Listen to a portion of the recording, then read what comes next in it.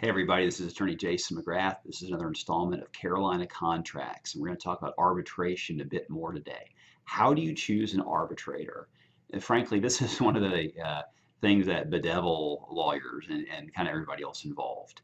There are ways to choose arbitrators, sort of like formulaic type ways that you can lay out in your contract provision that deals with arbitration. And sometimes it's a little bit easier to pick them in a strange sense if you actually are going to have three arbitrators instead of just one. Sometimes what will happen is each party will appoint one arbitrator, and then those two arbitrators will pick a third arbitrator. That's a common way that you do it when you have a three-person arbitrator panel. But most of the time, you're going to end up with just one arbitrator. And so how do you pick one? What usually happens is that one side presents a list to the other side. The other side basically looks at it and says, okay, can I live with any of these folks? That's one way to do it, and you sort of cross people off. And it's just very typical. It's human nature. Sometimes for good reason that if you get a list from the other side, you're immediately suspicious of every single person on that list. And sometimes, again, there are good reasons to be suspicious, but a lot of times it's just that, hey, look, the lawyer on the other side only knows of so many arbitrators and has only dealt with a couple of them in the past and thinks this person's okay or has heard this person is good, that kind of thing. And so they're suggesting them. And you just sort of go back and forth and you kind of negotiate the way you negotiate anything else. Now, there are ways you can do it a little bit more in more of an organized fashion, perhaps.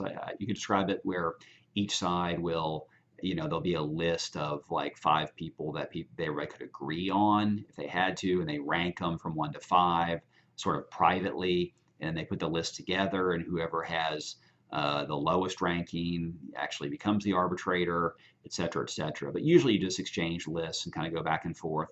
Sometimes you actually want to have a conversation with the potential arbitrator, and it's a little bit of a gray area or a touchy subject sometimes as to whether it's appropriate for one side to have a private conversation with that potential arbitrator.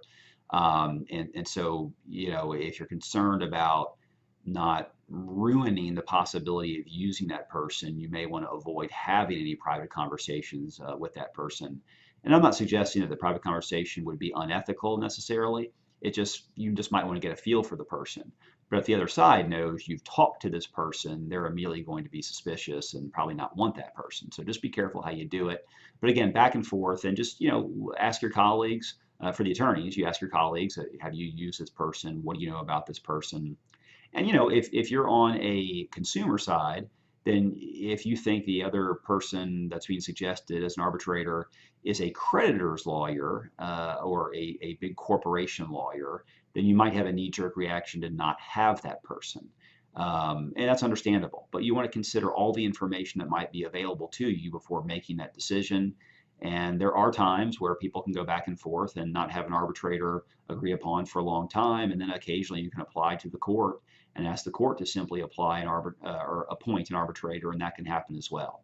So different ways to do it, but typically just at some point you have to make a decision or go to the court and have somebody appointed, and then it's out of your hands altogether. Maybe that's good, maybe it's not, but these are different ways you can go about it. All right, thanks, good luck.